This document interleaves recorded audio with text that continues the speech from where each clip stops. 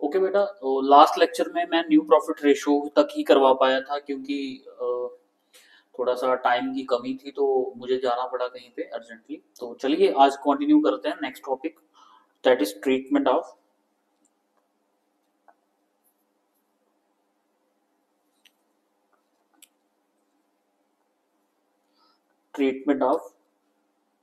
Goodwill. ठीक है बेटा, तो ट्रीटमेंट ऑफ गुडविल में एडमिशन के टाइम पे तो हमने 5 एंट्रीज करी थी, जिसमें वो गुडविल लेके आता है, फिर डिस्ट्रीब्यूट होती है, फिर वो गुडविल विड्रॉ करता है, फिर अगर नया पार्टनर गुडविल लेके नहीं आ रहा तो उसको करंट अकाउंट में डालते हैं, फिर कोई पुरानी गुडविल एग्जिस्ट करती है तो मतलब उसको कैसे राइट ऑफ करते हैं। तो इसमें बेटा टोटल 2 ही एंट्रीज हैं, 2 ही केस है। Case number 1, when goodwill exist in the book, ये इनकी कोई पुरानी गुडविल थी, एग्जिस्ट कर रही है, तो क्या होगा। और केस नंबर 2, ठीक है, केस नंबर 2 में हमारी नेक्स्ट एंट्री रहेगी कि जब पार्टनर जा रहा है तो उसको गुडविल हमने उसके खाते में क्रेडिट करनी है। ठीक है, तो उसमें लिख सकते हैं हम,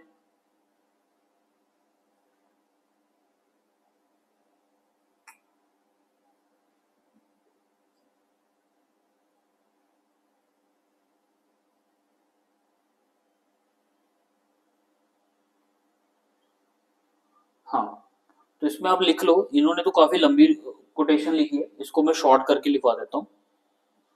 retiring partner share of goodwill is credited to his capital account, is credited to his capital account. बस ये लिख लो। कोई पुरानी गुडविल एग्जिस्ट कर रही है तो क्या एंट्री आनी है, या फिर जो रिटायरिंग पार्टनर, जो पार्टनर जा रहा है तो उसको गुडविल हमने देनी है ना, जो शेयर बनता है, तो उसकी क्या एंट्री करेंगे हम। तो इसकी तो हम पहली वाली एंट्री जो करते हैं, all partners capital account to goodwill account, जो हमने एडमिशन के टाइम पे एंट्री की थी वही एंट्री है। ठीक है, और इसमें हमारा रहेगा gaining gaining partners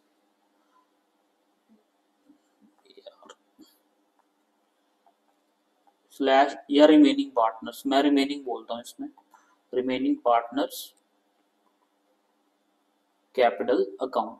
but maximum time gaining use होता है, क्यों, क्योंकि कई बार क्या होता है कि पुराना पार्टनर जो होता है वो सेक्रीफाइस कर देता है। ठीक है, लाइक मतलब उसको अगर वो दे ही नहीं रहा ना ले रहा है तो फिर ऑटोमेटिकली वो जीरो हो जाएगा। जैसे अभी ये क्वेश्चन करेंगे उसमें आपको क्लियर हो जाएगा कि 3 पार्टनर है, फॉर एग्जाम्पल इसमें वाई चला गया है ना, वाई चला गया, कौन रिटायर हुआ इसमें, एक्स रिटायर हो गया।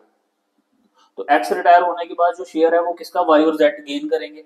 तो उसमें जेड है वो कुछ ही गेन नहीं कर रहा, जीरो गेन कर रहा है, तो ऑटोमेटिकली क्या होगा, फिर एक्स को ही सारा का सारा पे करना पड़ेगा, ओ सॉरी वाई को पे करना पड़ेगा। तो चलिए इसका क्वेश्चन करते हैं, आपको क्लियर हो जाएगा। तो इसकी जर्नल एंट्री क्या बनेगी मैं बता देता हूं आपको। To retiring partners capital account, retiring partners capital account या फिर करंट अकाउंट जो हम लेते आए हैं। ठीक है, या तो पैसा उसको पे कर देंगे या उसके खाते करंट अकाउंट में डाल देंगे हम। क्लियर। देन बात करें क्वेश्चन की, तो हमारे सामने क्वेश्चन है, question number 15, reference book T S Grewal. X Y and Z और पार्टनर्स। ठीक है, partners sharing profits in the ratio 2:3:5। Goodwill exist in their books at rupees 50,000. X retires and on the day of x retirement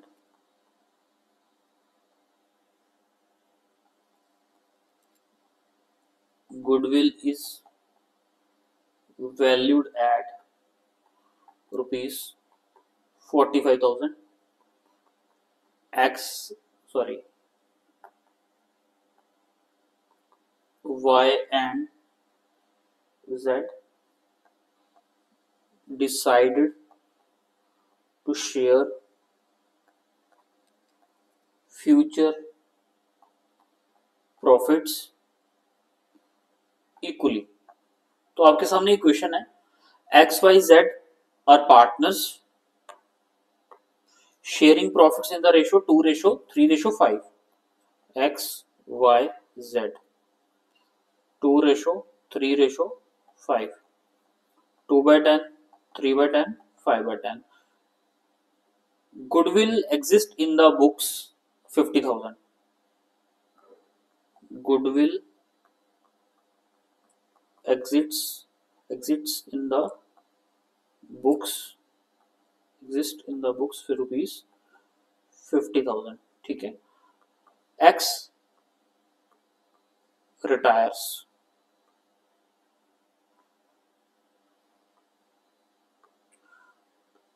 लो जी इसको retire कर दिया। उसी दिन x retirement में goodwill valued हुई फर्म की कितनी, 45,000। और एक्स वाई एंड जेड ने डिसाइड किया कि उनकी जो फ्यूचर प्रॉफिट रेशियो रहेगी वो क्या रहेगी, इक्वल, मतलब 1:1। तो चलिए फिर गेनिंग रेशियो निकाल लेंगे। न्यू रेशियो गिवन हमारे सामने, तो सबसे पहले हम गेनिंग रेशियो निकालेंगे। गेनिंग रेशियो क्या फॉर्मूला होता है बेटा इसका, न्यू माइनस ओल्ड शेयर। तो चलिए फिर निकालते हैं, वाई गेन्स लिख लेते हैं।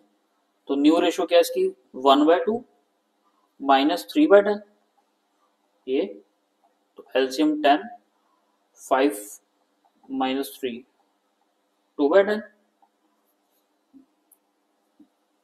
उसके बाद जेड्स गेन्स, न्यू रेशियो इसकी 1/2 माइनस 5/10, 10, 5 माइनस 5, 0/10। तो देख लो मैंने आपको पहले बोला था न्यू रेशियो तो उनकी डिसाइड हो गई 1:1, ठीक है। बट जब उसने गेनिंग रेशियो की बात की तो गेनिंग रेशियो में जेड का जो शेयर है वो 0 है। जेड जो होगा वो गुडविल में या कैपिटल में कुछ भी कंट्रीब्यूट नहीं करेगा वाई के मतलब एक्स की रिटायरमेंट में। मतलब एक्स तो जा रहा है छोड़ के बिजनेस, तो एक्स को पे कौन करेगा, सिर्फ वाई पे करेगा, क्योंकि वही शेयर उसका कौन गेन कर रहा है, एक्स का शेयर सिर्फ वाई गेन कर रहा है, जेड कोई गेन नहीं कर रहा, तो जेड कुछ भी पे नहीं करेगा। क्लियर। तो अब हमारे पास गेनिंग रेशियो तो आ गई, गेनिंग शेयर तो आ गया, तो मतलब एक ही पार्टनर उसको गुडविल पे करेगा। तो अब हम क्या करेंगे, गुडविल का शेयर निकाल लेंगे, ठीक है। एक्स शेयर ऑफ गुडविल कितना, कितनी गुडविल है बेटा, 45।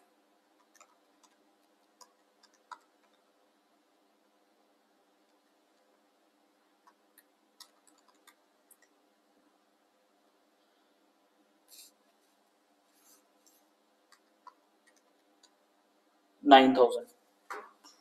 तो जो एक्स की गुडविल आएगी वो 9,000 आएगी, ठीक है। तो चलो अब जर्नल एंट्रीज बना लेते हैं हम।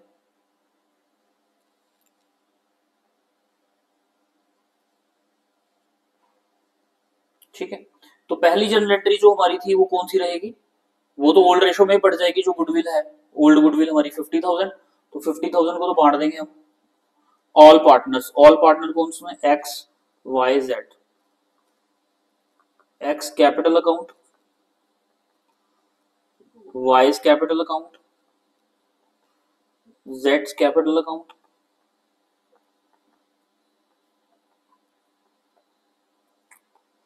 To goodwill account. गुडविल 50,000 है टोटल, ठीक है, और 50,000 को हम बांट देंगे किस रेशो में, ओल्ड रेशो में।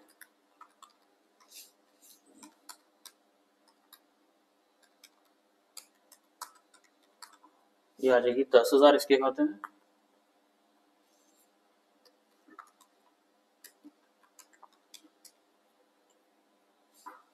15,000 आ जाएगी इसके खाते में और 25,000 आ जाएगी जेड के खाते में।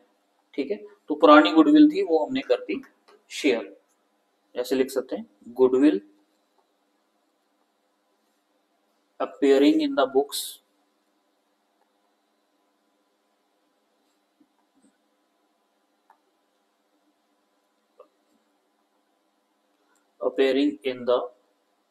books written off in old ratio। तो ये नरेशन आ गई इसकी। ठीक है, अब दूसरी एंट्री जो गेन करा, किसने गेन करा, वाई ने गेन करा और एक्स की शेयर गुडविल देनी हमने, तो क्या एंट्री थी, रिमेनिंग टू रिटायरिंग। तो वाई, इसको लिख देंगे Y is capital account debit to X capital account. ठीक है, अब सॉल्व तो मैंने कर दिया, वैसे वर्किंग मोड में इधर भी करके दिखा देते हैं।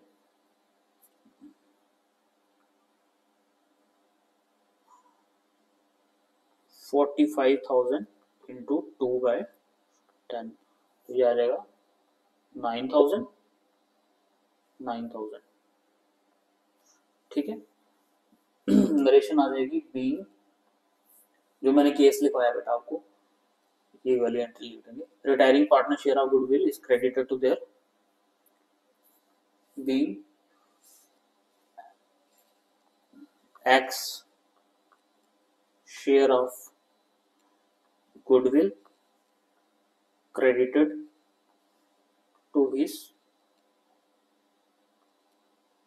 capital account। क्लियर? तो ये था ट्रीटमेंट ऑफ गुडविल का इक्वेशन, बस सफिशिएंट है बेटा, इससे ज्यादा करने की जरूरत ही नहीं है। नेक्स्ट टॉप लेक्चर में मैंने आपको रिवोल्यूशन अकाउंट करवाना है इसका, और साथ ही मैं आपको पार्टनर्स कैपिटल भी कराऊंगा और बैलेंस शीट करेंगे इसकी कंप्लीट। ठीक है, और लोन अकाउंट के लिए और बैलेंस शीट के लिए हम एक डिफरेंट लेक्चर बना लेंगे। तो मोस्ट प्रोबेबली आपका ये 4 लेक्चर में रिटायरमेंट टोटल खत्म हो जाएगा। ठीक है, कोई डाउट रहेगा तो कमेंट सेक्शन में बताओ, एक उस पर्टिकुलर क्वेश्चन के ऊपर वीडियो बना देंगे। बाकी that's it from my side, thank you so much, मिलते हैं नेक्स्ट लेक्चर में।